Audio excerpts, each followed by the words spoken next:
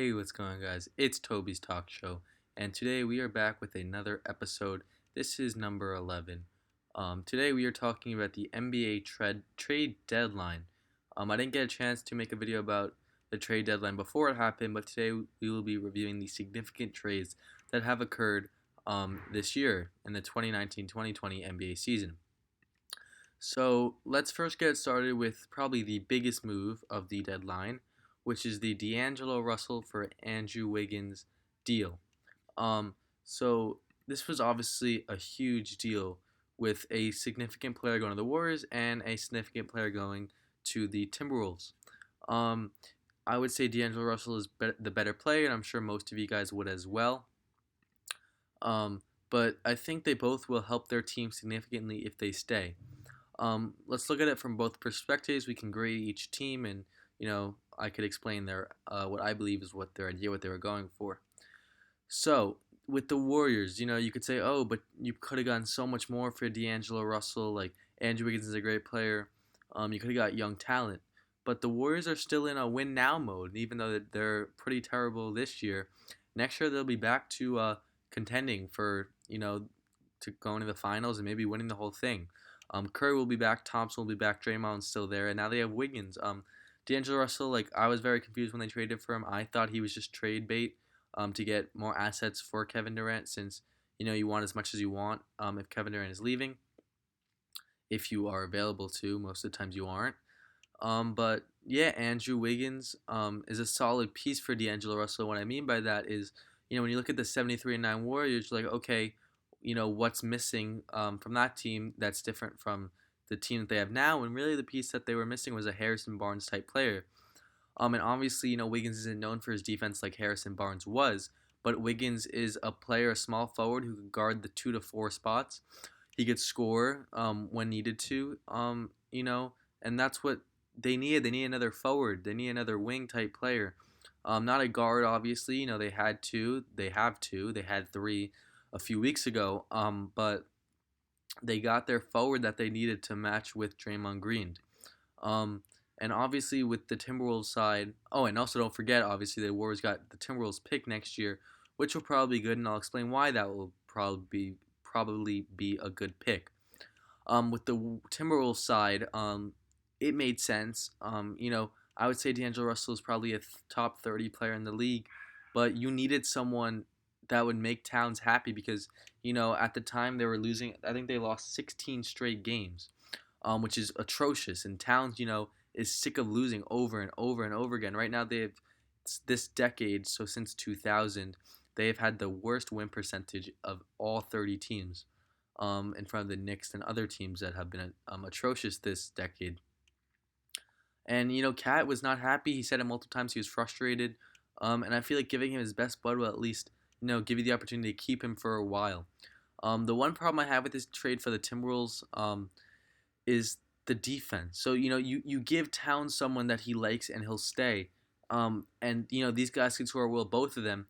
But the problem is that they are both such liabilities on defense, and that could be a problem. I saw a graphic a few days ago that showed two lineups from the Timberwolves before the trade deadline. One was the same lineup but with Gorgui Dieng in it, and the other one was the same lineup with Cat in it. So it was a Cat for Gorgui Dieng, swap in the lineups. And with Gorgui Dieng, I think they were the top 5 defensive rating in the league. And with Cat, they were the worst of all time defensive rating wise, which is scary. We know Cat's not known for his defense, but neither is DAngelo Russell. So if you are building a team, you want to have defenders around them. And how I see it is, even though you're making Cat happy, how you have the team set up now is not going to really lead to a lot of wins. You could say, oh, they could be the 10th and 9th seed, and they're improving. But they're going to need more pieces around them, even though it sounds crazy when you have two, could be all-stars, to make the team actually good just because of their defensive liabilities, which is why I wasn't the biggest fan. Obviously, I like the trade for the Timberwolves just because, it gives some motivation, some highlights to the team, some popularity. But as a team-wise, winning-wise, I'm not sure. I like how Andrew Wiggins now gets a new team. He gets to go to a team that, has a winning culture, and brings the best out of you, and that's what Wiggins needs right now. The Timberwolves just wasn't the greatest fit for him. Obviously, like he was the guy that when he got drafted at the number 1 pick, or when the Timberwolves traded for him after he got drafted by the Cavs, um, he was looked at the guy that's going to save their franchise, and he wasn't ready for that. He's had his moments where people are like, oh, like, does he even care about winning? I feel like the Warriors will bring the best out of him. He's already had a strong start. When I'm recording this video, I think he's had 220-plus games on great efficiency. And yeah, I think both these players will, do great in their new teams. But it'll be interesting to see how the Timberwolves do in the next coming years. If I had to give them a grade, I'd probably give them both an A minus, just because I think for the Warriors you probably could have got more for D'Angelo Russell, and I'm not sure how the defensive capabilities of this team on the Timberwolves are. Next, we have a trade that wasn't surprising that this player got traded, but was surprising the team he went to, which was Andre Iguodala to the Heat. For the Heat, this is great. You're giving someone that has winning experience. On this team, you have Jimmy Butler, and then you have a lot of young guys that haven't really seen the playoffs that much, haven't seen minutes in the playoffs if they have been there. And it gives them an insight on what's to look for the playoffs. He's someone that's gritty. He has great defense. He'll push players to the best of their abilities, which is why I love this trade for Miami. And if you're looking at the Grizzlies, you get he wasn't Andre Iguodala wasn't playing for you, so getting someone like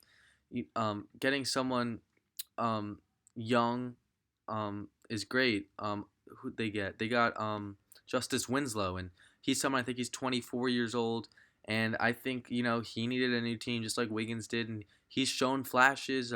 When he got moved to point guard in the Heat a few years ago, he looked a lot better than playing at the forward that he was playing. It looked like he was able to lead the offense. He was averaging like 13, 4, and 6, which is pretty solid for a guy playing like 20, 25 minutes.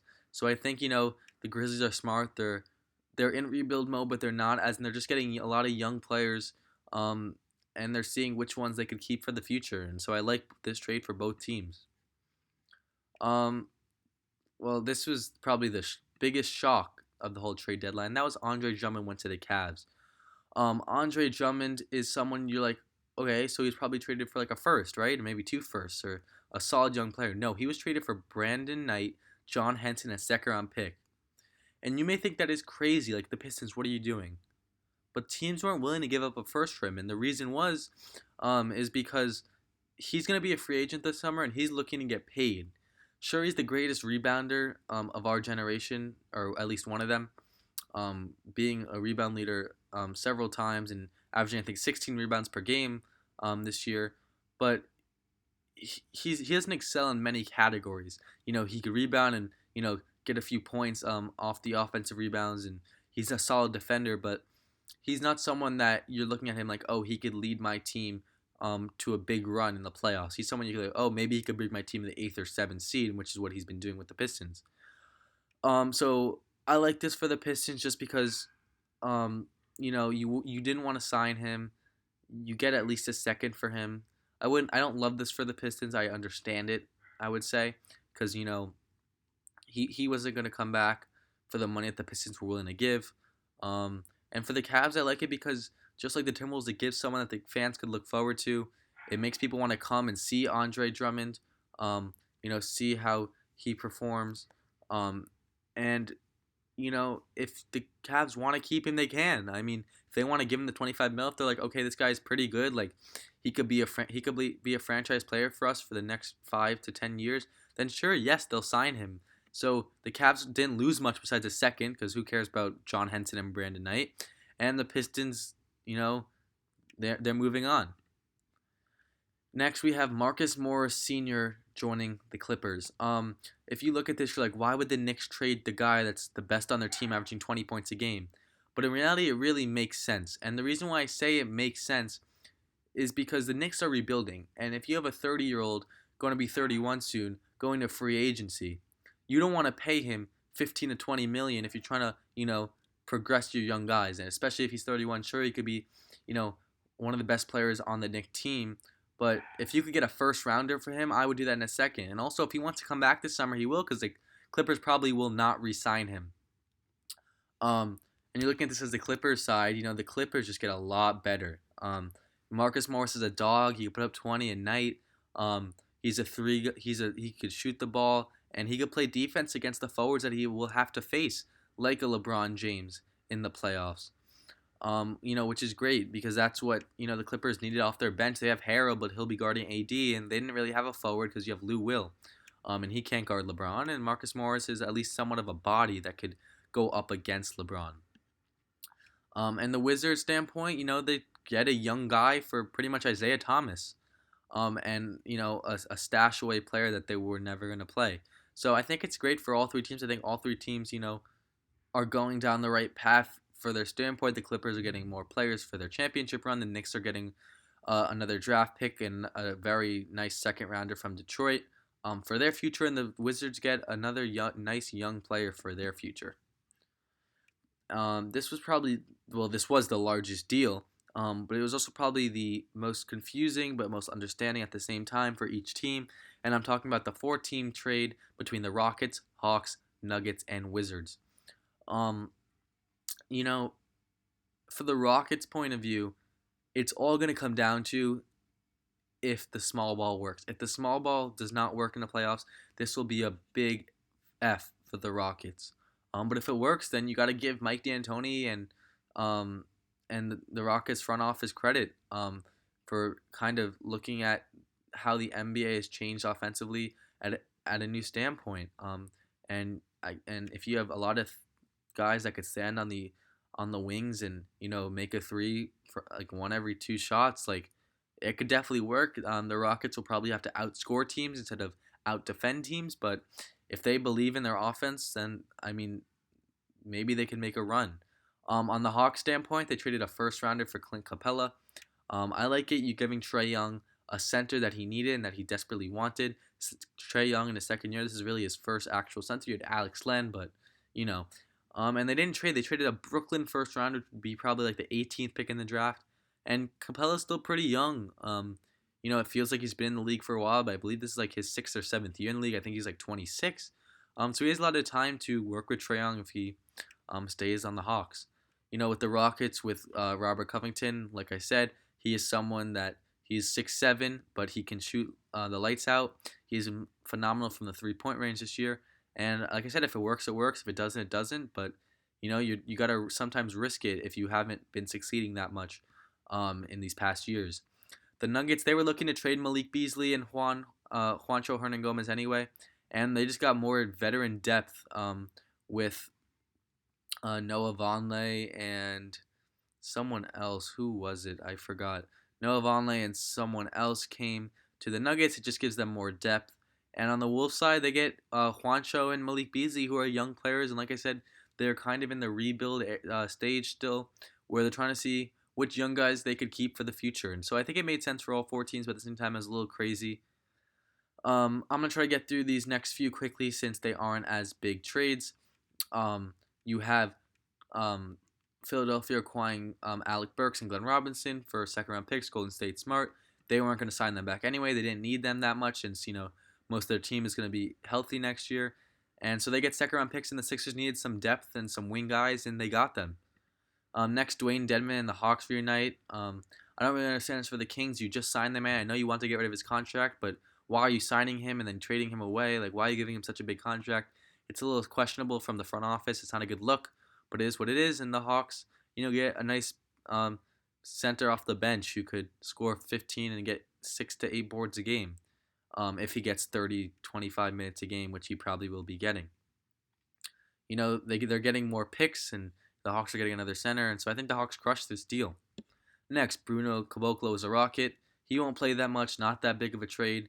But for the Grizzlies, it's nice because you're getting Jordan Bell, who's a nice young piece. And like I said, the Grizzlies are just trading for a lot of nice young pieces. So I really like this trade for the Grizzlies. And the Rockets, whatever. Like, he's not going to play anyway. James Ennis is going to the Magic. I like this. The Magic needed a wing really badly. And they got a nice 3-and-D player for what? I think it was a second-round pick. So I thought it was a good deal for the Magic. Denver and Washington swap guards. Jordan McRae is going to Denver, and Napier is going to the Wizards. Jordan McRae is a nice young player who's kind of shown himself and proven himself this year, and I think that just gives more bench to the Nuggets. And the Wizards, the Wizards get another point guard. I guess I don't know. I mean, they had to get. I'm guessing they're looking for one after they dropped IT or after they traded away IT, and yeah, Shabazz Napier is who was traded with Noah Vonleh to the Nuggets. That's who it was, and that's who I was forgetting. Um, the Portland trades away Scalabissiere. And it's smart by Atlantic because they are taking money from people and they're getting picks in return. So it's a great deal for them. Um, and it shows how Portland is kind of in trouble since they have a lot of money they need to get rid of since they are because they have tax relief. That's really all the trades. I just got through the kind of less significant ones quicker. I hope you guys enjoyed. Leave a like. Let me know what else you guys want to see. I'll be posting a lot of videos soon. I have some great ideas, and I will see you guys next time. Bye, guys.